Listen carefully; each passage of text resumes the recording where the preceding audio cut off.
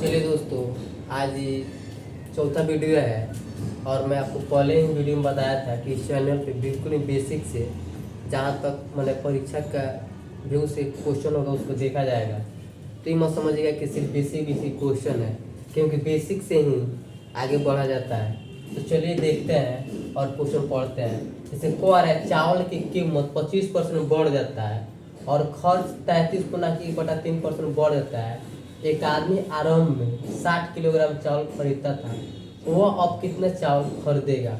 तो सबसे पहले 25% को तोड़ेंगे तो 25% का मान 1/4 होता है और 33.1/3% को 1/3 लिख सकते हैं। चलिए मैं आपको इसको दो तरीके से बना के दिखाता हूँ। सबसे पहला मेथड ये है कि चावल की कीमत 25% बढ़ जाता है। तो मान लीजिए शुरुआत में इसका मूल्य 4 था, शुरुआत में इसका मूल्य 4 है, एक बढ़ जाएगा तो 5 हो जाएगा। उसके बाद कह रहा है और खर्च 33.1/3% बढ़ जाता है। तो खर्च 33.1/3% का मान 1/3 होता है। तो शुरुआत में इसका खर्च 3 था, एक बढ़ जा रहा है तो 4 हो जाएगा। एक आदमी आरंभ में 60 किलोग्राम चावल खरीदता था। तो शुरुआत में मान लीजिए वो 60 किलोग्राम खरीदता था और जो निकालना है उसको x मान लीजिए। चलिए इसको सॉल्व करते हैं। जैसे सबसे पहले ये 3 से ये 20 मत में कट जाएगा,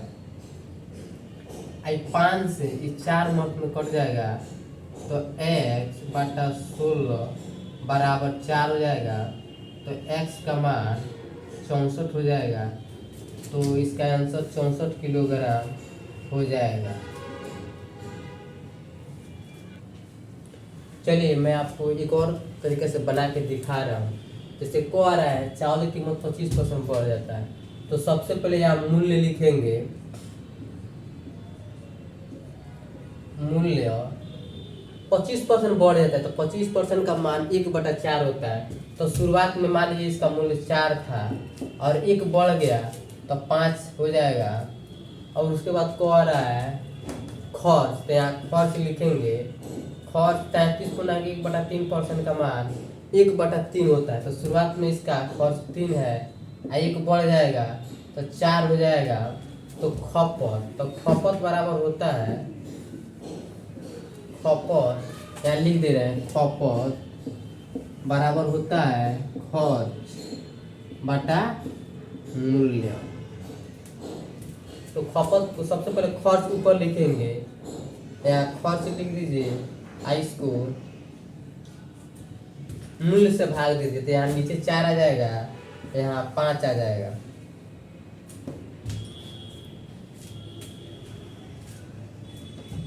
और सबसे पहले अब इसको तीसरा तीसरी गुना किया जाता है, नहीं तो एलसीएम लिया जाता है। तो सबसे पहले हम इसको तीसरा तीसरी गुना कर दे रहे हैं। तो 5 को 3 से गुना किया जाता है तो 5 3 15 हो जाएगा। और 4 को 4 से गुना कीजिएगा तो 16 हो जाएगा। तो यहाँ आ गया 15/16। और कह रहा है एक आदमी आरंभ में 60 किलोग्राम चावल खरीदता था। तो 15 यूनिट आ गया, ये आरंभ का होता है, ये वर्तमान को होता है। 15 यूनिट का मान 60 है। तो ये आपको 4 गुना हो गया है, तो ये भी आपको 4 गुना कर देना है। तो 16 में 4 से गुना कीजिएगा तो 64 हो जाएगा। यही इसका आंसर हो जाएगा।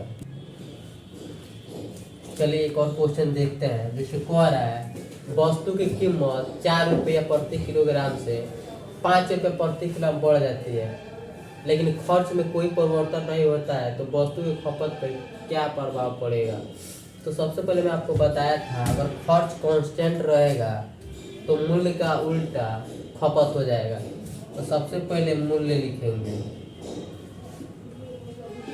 मूल्य क्या हो जा रहा है, 4 से 5 हो जा रहा है। तो खपत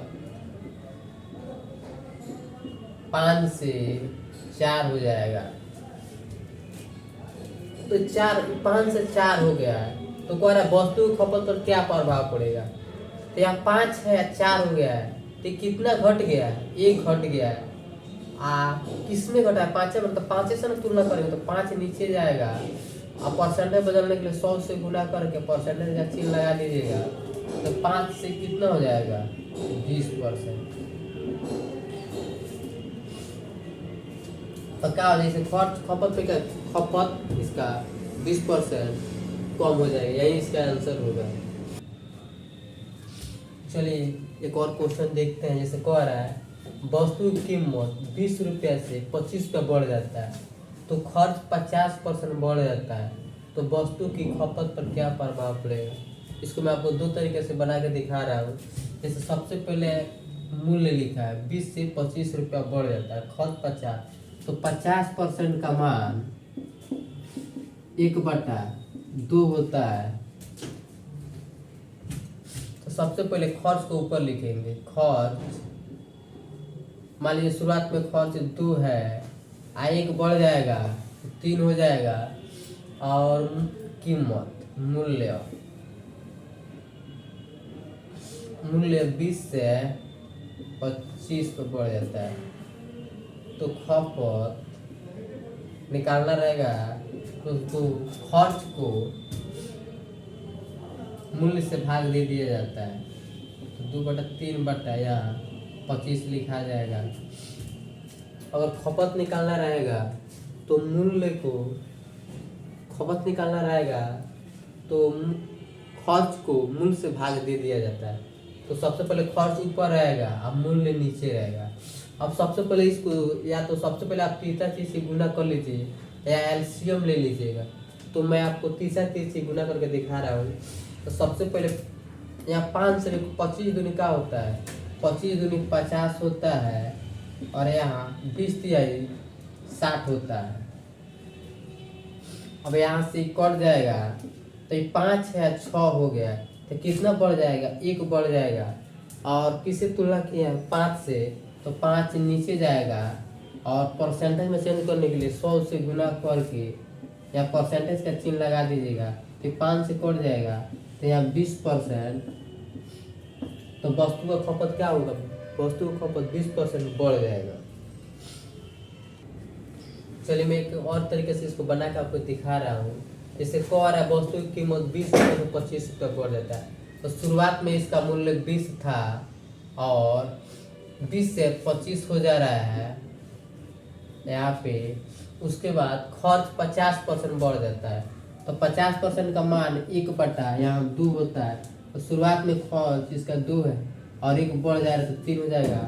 यहाँ खपत शुरुआत में 100 है और निकालना है, तो इसको x मान लीजिए। और सबसे पहले 25 से 100 कटेगा 4 मर्थ में, और यहाँ 2 दूनी 4 होता है, तो x/40 बराबर 3 होता है, तो x बराबर 120 हो जाएगा।